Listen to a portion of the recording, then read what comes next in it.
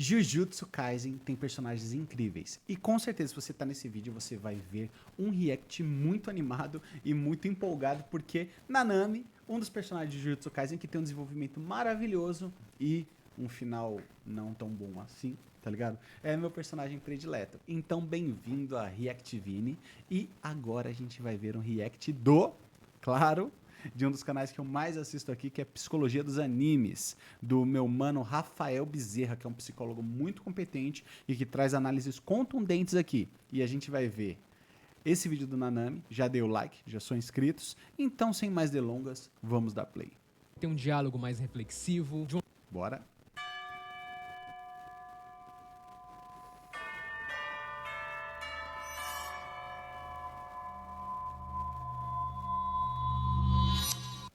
Eu sou Rafael, psicólogo, e eu também não gostava de passar do horário de expediente. Hoje vamos refletir sobre Kento Nanami. Tem spoiler do anime, não tem do mangá. Vamos lá. Eu adoro Detalhe, eu também detesto passar do expediente.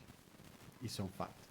cena de combates em animes, cena de luta e tal. Mas quando tem ali um episódio ou um personagem que tem um diálogo mais reflexivo, de uma visão que o autor tenta colocar ali na história, o episódio pra mim fica melhor. E o Nanami, em quase toda a interação ali no anime, faz a gente refletir de alguma forma. Quase sempre quando ele se expressa, a gente pensa, caracas. Nanami mistura dois construtos. Ele é alguém bem lógico, mas ao mesmo tempo é também alguém bastante emocional. Eu acho que isso torna ele um personagem tão amado na série. Nanami é um feiticeiro Jujutsu, mas ele não costumava ser antigamente. Como ele mesmo fala, ele era um assalariado, trabalhava em uma empresa que mexia com dinheiro. E qual era o objetivo dele? Juntar uma quantidade de dinheiro razoável, considerável, dos 30 até os 40 anos, pra depois ele viver de forma tranquila. Eu creio que essa é uma meta de boa parte de nós, não é? Só que isso não... Detalhe, além de ser uma meta de boa parte de nós, é o seguinte: o Nanami, pelo fato dele ser muito lógico e ele saber que ele está sacrificando o seu esforço por, ou seja, o tempo da sua vida por dinheiro, então ele quer sim, logicamente, construir a sua estabilidade financeira para daí poder relaxar e refletir a vida. Ou seja, nesses pontos dá pra gente ver que ele também respeita muito o tempo de trabalho dele, que isso daí vai dar uma margem filosófica de contrato para a própria técnica dele, e também respeita muito o tempo de vida. De uma maneira lógica, mas de certa forma emocional, como o próprio Rafael falou, porque ele dá valor para os detalhes. Isso daí é muito importante. Vamos continuar. não preenchia a razão de viver dele. E acredito que todo mundo já passou por isso em algum momento. Parar e se questionar se aquilo é realmente importante, se o que eu tô fazendo é significativo. Acho que todo mundo já passou por isso. Não só passei por isso, como passo até hoje, e eu tomei uma decisão, sair do meu emprego para viver de YouTube. E esse é um canal secundário, na verdade, porque o que o Rafael tá fazendo aqui, eu faço no meu canal principal, que é o @SuperNerdstar, onde, eu tô vivendo um sonho. Ainda não ganho dinheiro para isso, ainda tô longe de viver disso, mas estou vivendo meu sonho. E tô muito feliz. Obrigado a Deus por isso. Victor Strecher, professor de saúde pública na Universidade de Michigan, traz em seu livro Propósito da Vida estudos que demonstram que aqueles que têm um propósito forte na vida, em média, vivem mais do que aqueles que não têm um propósito de fato. E ele enfatiza nesse livro que as pessoas são lembradas o tempo inteiro para cuidar da saúde, manter bons hábitos alimentares, porém pouco se fala em se preocupar com esse propósito, aquilo que teoricamente faz a gente acordar todas as manhãs. Nanami vivia nesse contraste. Isso é um fato, tá? O propósito da vida, o que te guia, o que te orienta para fazer o que você deseja, é muito difícil de ser achado. É muito difícil de ser encontrado. Poucas pessoas têm realmente uma inspiração. Então vou falar para você, se você não tem um propósito definido na sua vida, o primeiro passo é saber exatamente o que você gosta de fazer. Eu acho que esse daí é o primeiro ponto. A partir do momento que você sabe o que você gosta de fazer, você começa a entender como você pode ajudar pessoas e se ajudar, consequentemente transformando isso num negócio, para daí você começar a achar o seu propósito. O meu propósito de vida realmente é trazer a profundidade dos animes para as pessoas. Assim como esse mano tá fazendo, só que ele também tá ajudando muitas pessoas. Olha o caminhão do gás aí.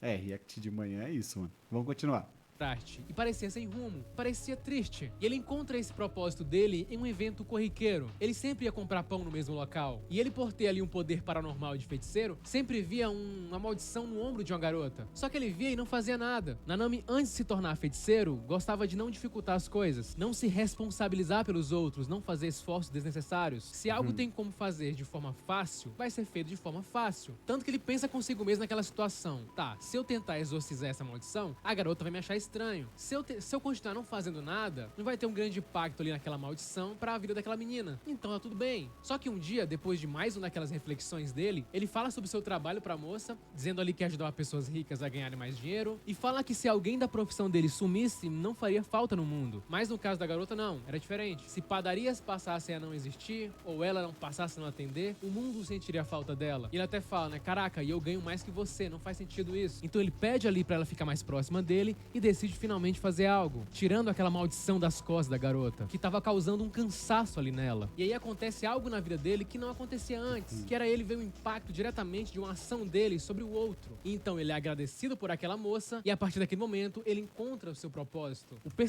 Mano, cara, totalmente arrepiado, empolgado com isso daí. Vamos lá, ó, emocionado. O que acontece é o seguinte: ele lutava por dinheiro, ele trocava o tempo da sua vida por dinheiro, mas ele começou a entender que as grandes corporações, que eu vivi exatamente isso também, elas realmente estão se importando com o lucro. E poucas pessoas realmente têm um lucro grande com isso e o resto sobrevive alimentando aquela pirâmide. E um trabalho básico tão essencial quanto o alimento, o atendimento do cliente com uma padaria, que principalmente aqui no Brasil realmente é muito importante, fez com que ele se questionasse do valor do que ele está fazendo. Porque o que acontece? Lá ele está ajudando pessoas, como uma engrenagem, a ganhar mais dinheiro. Mas isso filosoficamente é muito vazio, porque ele só está como um cara com uma pá atacando dinheiro para os outros mais ricos. E isso não está fazendo uma diferença no mundo. É o que ele sentiu, a falta de propósito no que ele faz, só pelo dinheiro. É como se ele estivesse dando tempo da vida dele por nada, simplesmente para ter tipo uma estabilidade ou um conforto muito superficial, digamos assim.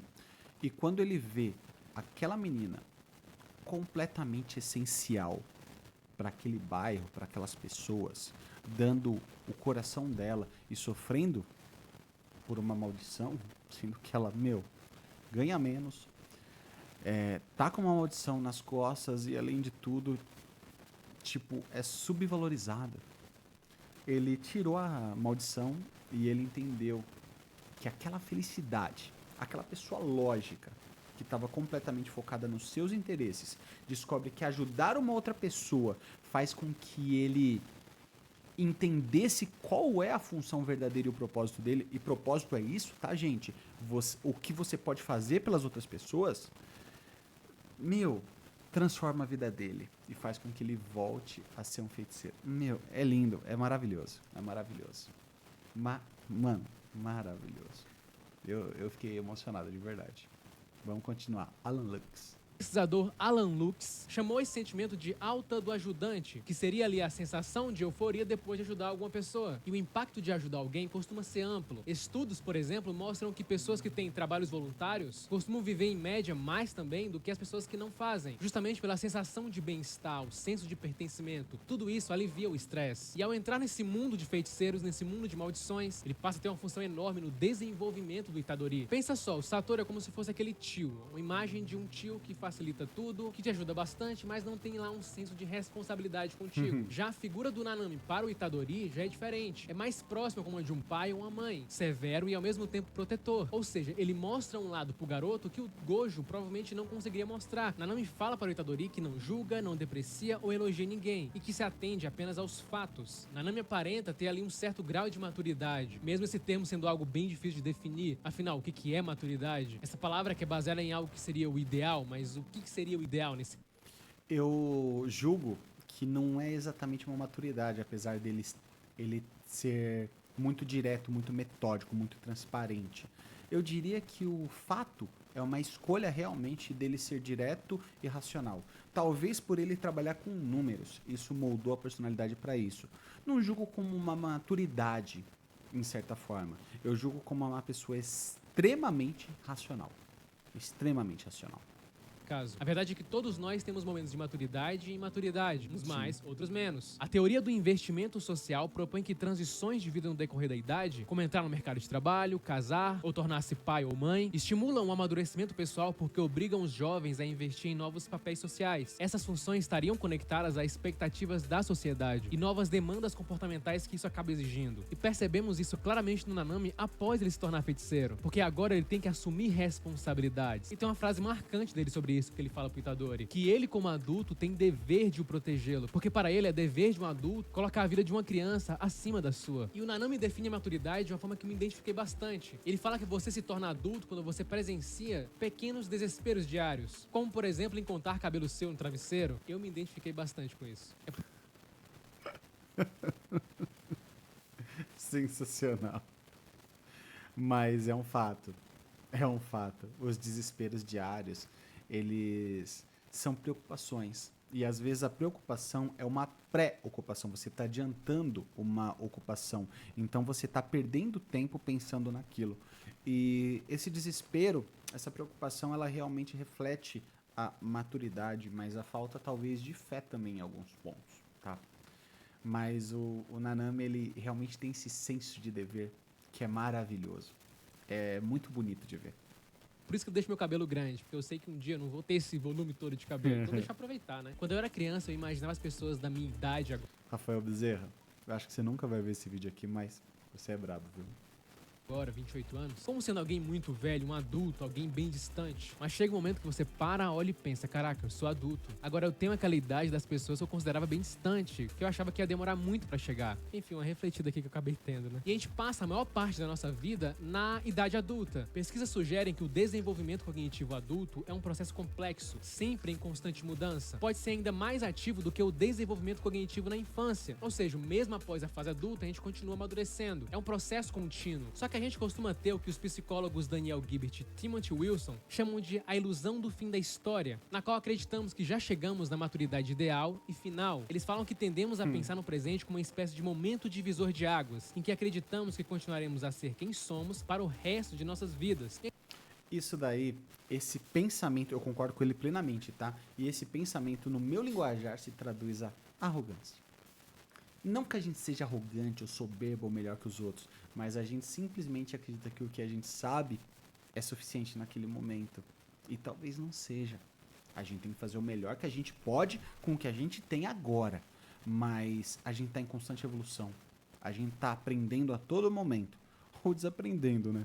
Depende do caso. Mas eu acredito que se a gente começar a dosar a nossa vida com um pouco mais de humildade e saber que realmente a gente não sabe tudo e poderia saber muito mais do que a gente sabe agora, eu acho que muda completamente essa perspectiva.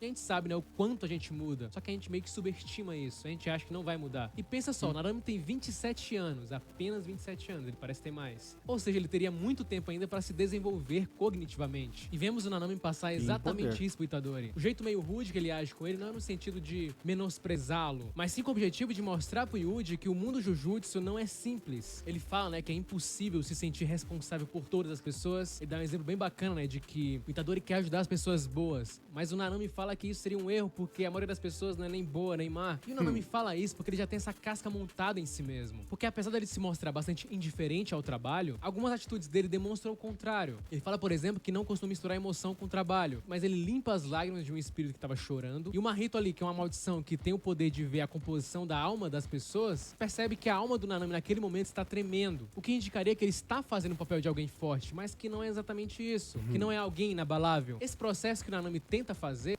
Mano, ele limpando a alma de um espírito transmutado. Ou seja, ele tá com empatia, sentindo a dor daquele ser. Por mais que ele seja profissional, ele tá se envolvendo sentimentalmente, psicologicamente. Meu, tá entendendo a profundidade desse personagem? Esse cara é maravilhoso.